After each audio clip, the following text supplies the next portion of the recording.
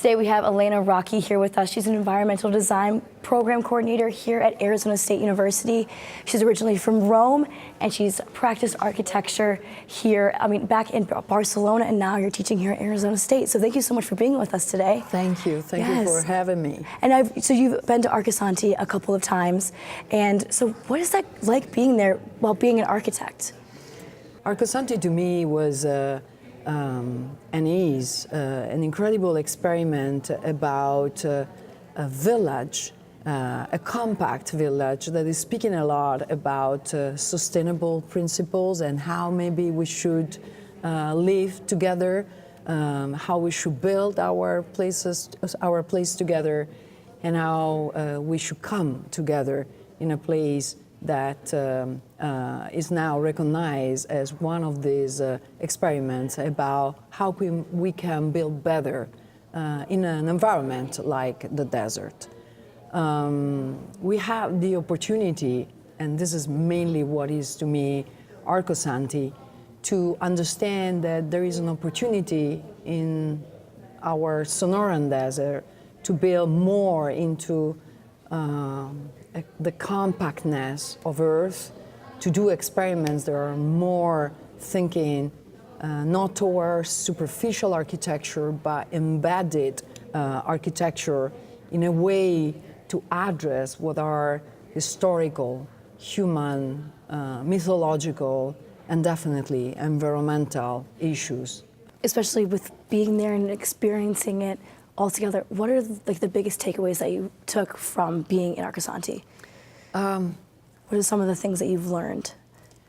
You know, Arcosanti, it's a place where you have to come back again and again. There is not just one lesson that you get by going there one time. So the experience is always different, because if you are in one of these spheres where they are building the bells mainly, the way that the sun is collected.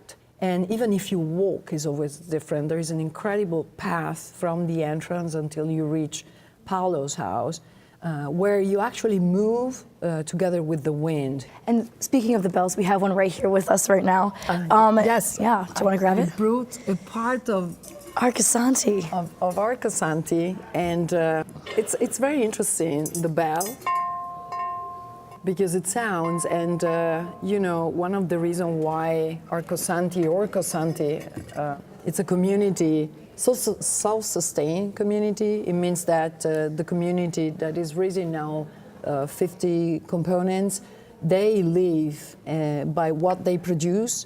They eat the food that they produce, and one of the main sustainable activity they have is to produce this bell.